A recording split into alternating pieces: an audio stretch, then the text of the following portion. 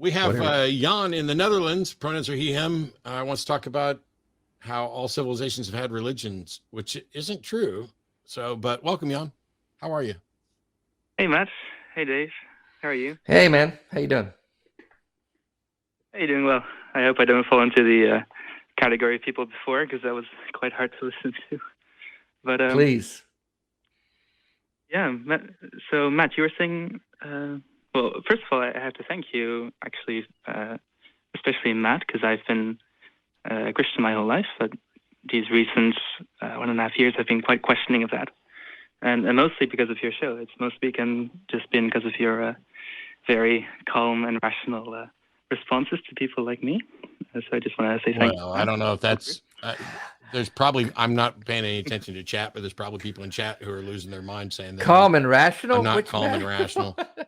Yeah, I'll take whatever I can get. But in any case, let's get to your point today. So thanks so much, John. Yes. Okay. So to my understanding, at least, most or the majority of civilizations have had some sort of religion or some sort of belief system. Sure. Most. And what my main argument would be is that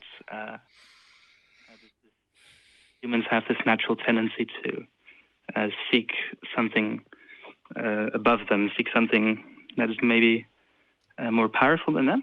So maybe this could be at least an indication of something higher, not specifically for any one God or any belief, but at least for something more powerful and more, bigger than us. So wouldn't it also be completely consistent with a desire for something higher, even if it's not there? That could be, yeah. So how do we tell whether it is more consistent with a desire for there to be a God or with there actually being a God? Because I would say that humans tell stories and they make up stories and they try to explain things that they don't understand. And there have been thousands of proposed gods and they are in conflict with each other.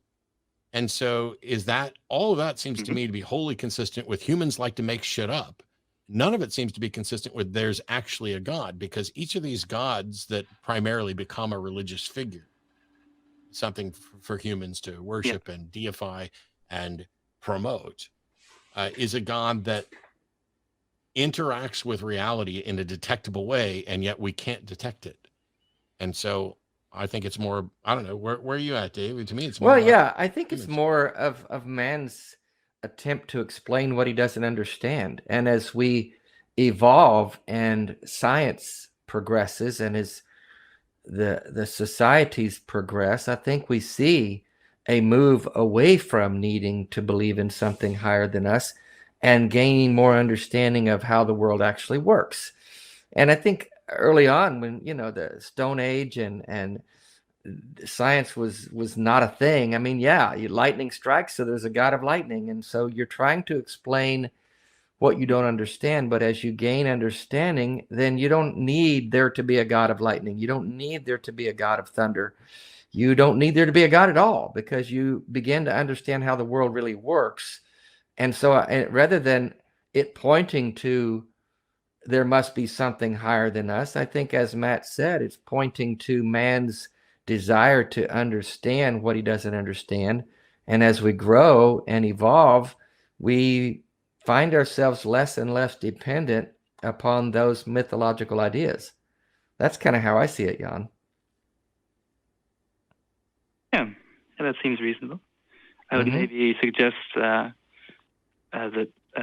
all civilizations have at least made stories. Stories are always a big part of culture. But they all somehow they felt the need to inject something above themselves into it.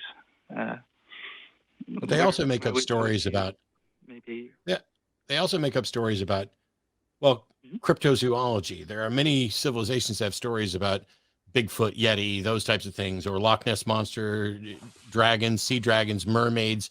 These types of things exist all over throughout almost every culture, including some of those cultures like the Paraha that don't even have a God concept. They still have stories. And the Paraha might be a bad example because I don't think they did anything that was roughly analogous, but Yeah, and I The think fact that all even these stories exist Yeah. doesn't point to the notion that those things are likely to be and true. because the stories are conflicted, they conflict with one another. You've got different civilizations over ancient times with different ideas about what this God is or was, or demanding human sacrifice or whatever. Yeah. The fact that these stories all conflict with one another and these versions of God are all different points to the fact there can't really be one that is in fact the real God.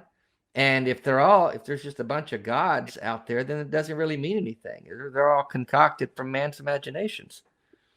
And if there is a God out there, Yeah.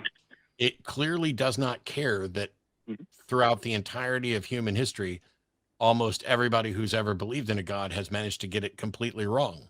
Mm-hmm. Except for Yeah. me, the God I believe in is the one Very that's committed. right. So I'm sorry. Go ahead, Yeah, Jan. I You would said hope to something. believe in such a God as well. Oh, sorry. Maybe an explanation would be that all these different people have a different.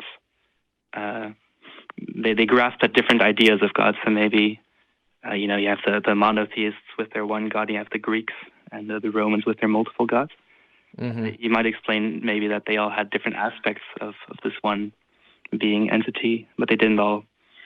There were obviously lots of contradictions, but maybe these were just different aspects of one bigger thing.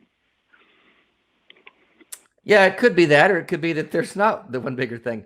I know when I was a Christian, I was an evangelical, charismatic Christian who spoke in tongues and believed in a God who was actively involved in our lives and answered prayer.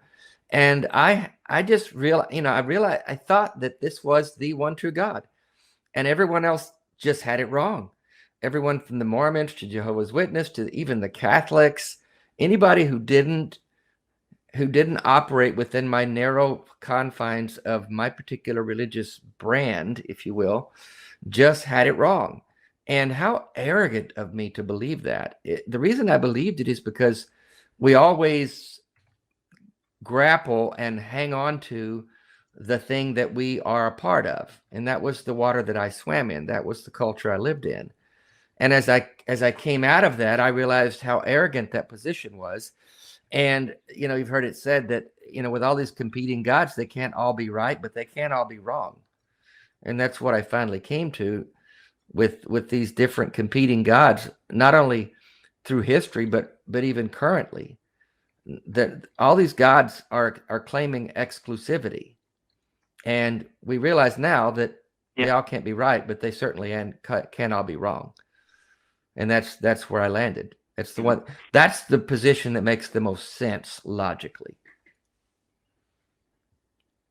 Yeah, I agree. That's I know the background myself. I come from there. Mm-hmm. But that was one of my main questions as well. Like, it seems very arrogant of me just to presume that I have the one correct one out of all the thousands of religions that have existed before me. Exactly. Maybe this will. Maybe this might. You might recognize this, but I have this big feeling of awe and astonishment whenever I just have moments where I witness the earth, and I want to project kind of this thanks to something or someone bigger. I think that's common. Maybe I think, probably most humans have this feeling once in a while. I think that's common, and many humans have it. I don't know. I mean, there are things that I'm in awe of all the time, and there are things that are emotionally overwhelming. I think, but that still is talking about who we are, and our desire for answers doesn't mean that there's one unifying answer out there. The seeking the grand unified theory doesn't mean there is one, I suppose, is kind of analogous. It could be. I just it's not. It would never be enough, even if you felt that this common desire for something that people could, I don't know, ascribe to spirituality or higher power or whatever else. Even if you felt that it was pointing in that direction, it can't be pointing in that direction with sufficient evidence to reach the conclusion that that's likely or probable. And I'm not even convinced it rises to the level of possible. Mm-hmm. Like, that hasn't even been demonstrated.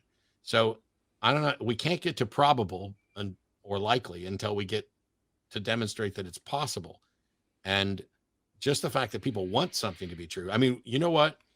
Most societies have had a sense of justice, but that doesn't mean that there's some level of cosmic justice. It doesn't mean that there's some level of pure correctness out there, because things, as we've come to discover, are situational. The right answer depends on the specifics, and in a dynamic universe, that means that's changing.